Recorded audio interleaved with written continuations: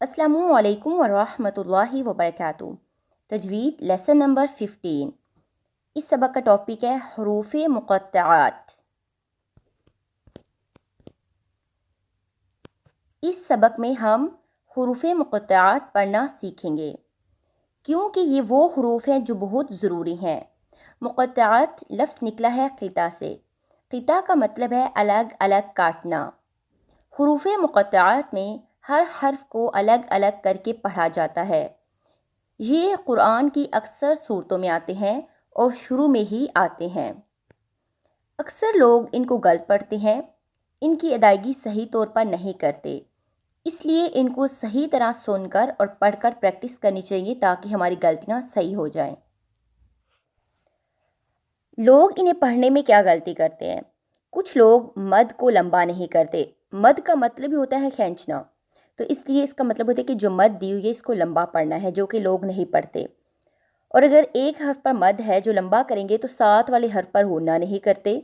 جیسے الف لام میم ہے، الف لام میم، یہ جب 3 حروف ہیں تو لام کو لمبا کرنا ہے اور میم مشدد پر ہونا کر کے پھر اس کو بھی لمبا کرنا ہے کیونکہ اس پر مد ہے۔ پہلے لام کو لمبا کریں گے 5 سے 6 سیکنڈز، کچھ کہتے ہیں کہ 4 سے 5 سیکنڈز اور کچھ کہتے ہیں 5 سے 6 سیکنڈز۔ تو جو زیادہ کامن ہے وہ یہ ہوتا ہے نارملی کہ ہم اس کو 6 کاؤنٹس یعنی 6 سیکنڈز تک ہم اس کی آواز کو لمبا کریں۔ جیسے الف لام میم، پہلے الف پھر لام کے اوپر مد ہے، اس کو کھینچا، پھر میم پر ہونا کیا کیونکہ میم مشدد ہے، اس پر جو ہے شدہ دی ہوئی ہے، اور پھر میم کے اوپر بھی مد ہے، اس کو بھی پھر کھینچا۔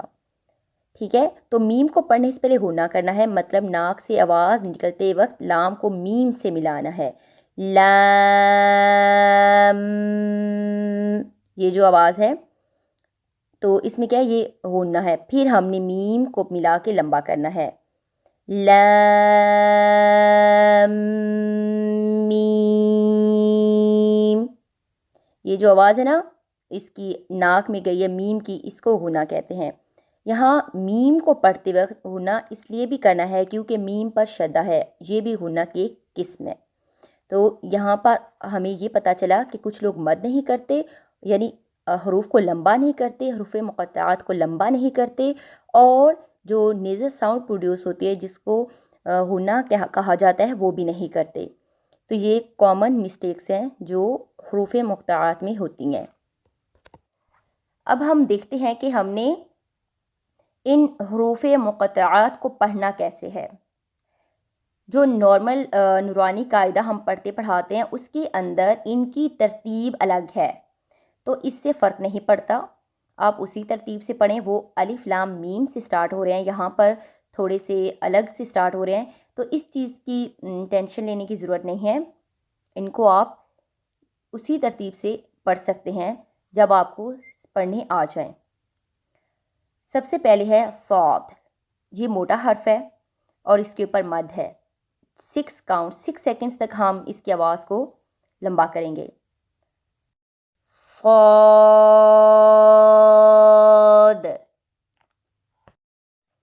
نیکسٹ ہے قاف، نون، یہاں تک حروف مقطعات کے اوپر مد تھی۔ آگے جو 2 حروف جڑے ہوئے ہیں طا ہا، ان کے اوپر کھڑی حرکات ہے جن کو صرف 2 سیکنڈز کے لیے پڑھا جاتا ہے۔ طا ہا، طا ہا۔ نیکسٹ ہے یا سین، یا کے اوپر کھڑی زبر ہے 2 سیکنڈز اور سین کے اوپر مد ہے، اس کو آپ 5 سے 6 سیکنڈز لمبا کر سکتے ہیں۔ یاسین، طاسین،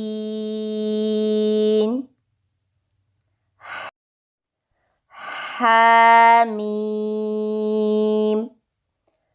اس کے بعد آ رہے ہیں ایک الف ہے، اس کو ہم نے لمبا نہیں کرنا، پھر لام کے اوپر مد ہے، 5 سے 6 سیکنڈز کھینچیں گے، اور را کے اوپر کھڑی زبر ہے 2 سیکنڈز۔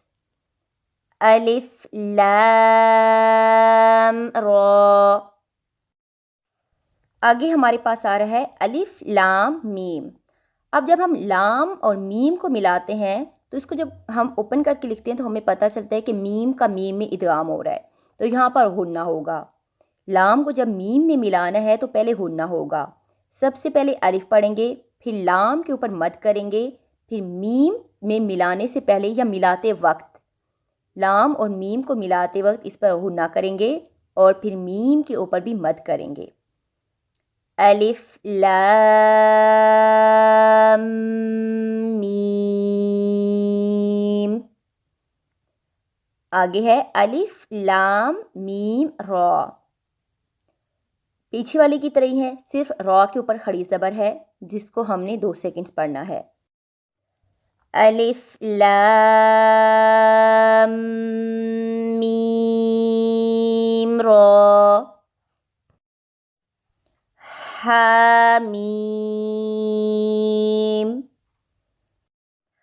نیکسٹ ہے عین سین قاف. عین سین قاف. نیکسٹ ہے طا سین میم. یہاں پر اس کو سین نہیں پڑھیں گے بلکہ سین جو ہے اس کا میم میں ادغام ہوگا، یہاں پر غنہ بھی ہوگا. طا سین میم. آگے الف لام میم صاد. الف لام پھر میم اور صاد.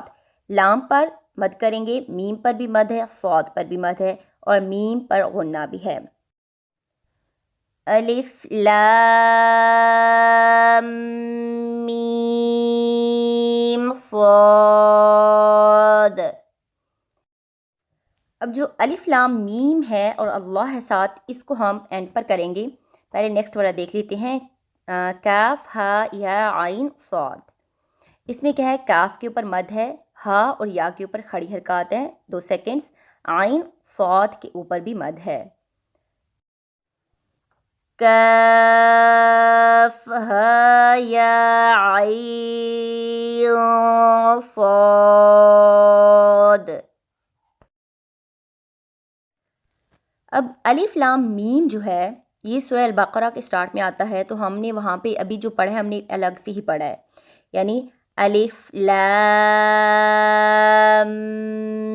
میم ذالک الکتاب لا ریب فیہ، یعنی اس طرح سے الگ.